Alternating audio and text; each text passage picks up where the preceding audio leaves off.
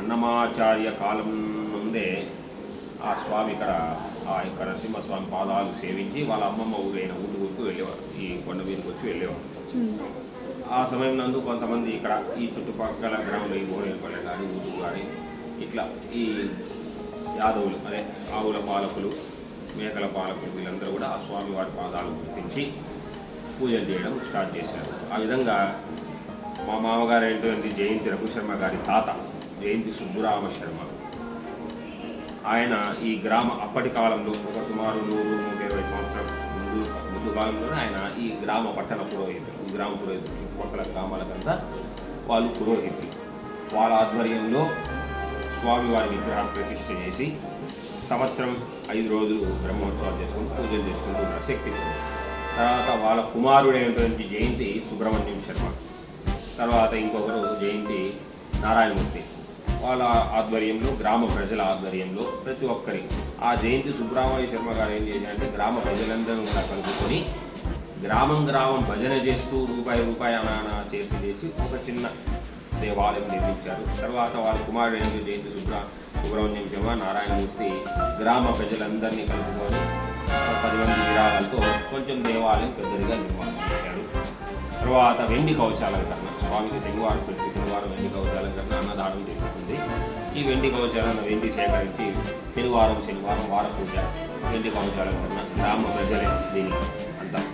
ఈ సూర్యచంద్రుడు ఉన్నంత వరకు శనివారం కూడా గ్రామం బ్రహ్మోత్సవాలు కూడా గ్రామ ప్రజలే చేసుకుంటారు. ఈ ఊరిలో ఒక నియమం ఉంది, ఏ శనివారం ఎవరు పెట్టుకుంటారో వాళ్ళకు ఒక వంతు పాత్ర అని ఒకటి ఉంటుంది. అంటే ప్రసాద పాత్ర. వాళ్ళు నైవేద్యానికి సంబంధించిన సామాన్లు పూజ సామాన్లు కూడా కప్పలో పెట్టుకొని నెత్తిలో పెట్టుకొని గోవిందనామస్వామితో ఊరి నుంచి నడుచుకుంటూ పైకి వస్తారు. ఊర్లో ప్రతి ఒక్కరికి ఉంది. అట్లా ఒక వారం బ్రెయిన్ ఒకరు పెట్టుకుంటే ఆ నైవేద్యం కింద ఎక్కడైతే అవుతుందో మరుసటి వారం ఆ వీధిలో వాళ్ళు అక్కడ ఉన్న వాళ్ళు బ్రెయిన్ పెట్టాలి. ఆ విధంగా కొన్ని నియమాలు పెట్టుకున్నారు. స్వామివారిని మోసుకొని పోవాలన్నా మోసుకొని రావాలన్నా ఊరి ప్రజలు మాత్రమే వస్తారు. ఊరి ప్రజలందరూ కూడా తన ఇంటి నుంచి ఇంత అనే తీసుకొని బ్రహ్మోత్సవం అంగరంగ వైభవంగా 5 రోజులు చేస్తారు. మొన్ననే అయిపోయింది. వైశాఖ శుద్ధ త్రయోదశి నుంచి బహుళ విద్య వరకు అంగరంగ వైభవంగా స్వామివారి కళ్యాణం సందర్భాలు బ్రహ్మాండంగా జరిగింది. ఆ విధంగా జయంతి సుబ్రహ్మణ్యం శర్మ నారాయణమూర్తి శర్మ వార పూజ స్టార్ట్ చేస్తే వాళ్ళ కుమారుడు అంటే జయంతి శర్మ గారు నిత్య పూజ స్టార్ట్ చేస్తారు.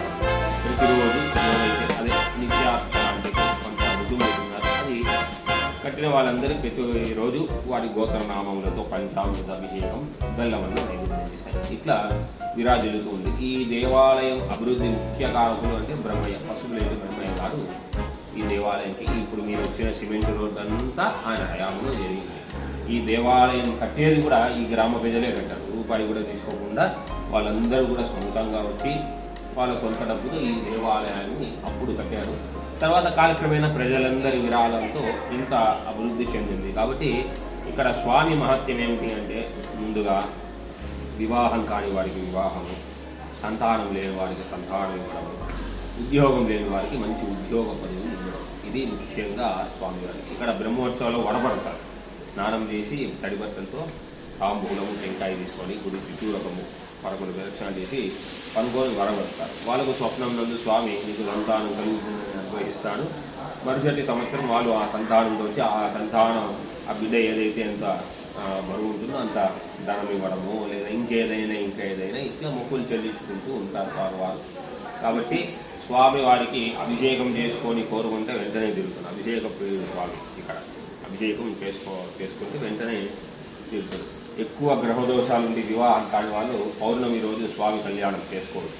ప్రతి పౌర్ణమికి స్వామి కళ్యాణం చేయిస్తామంటే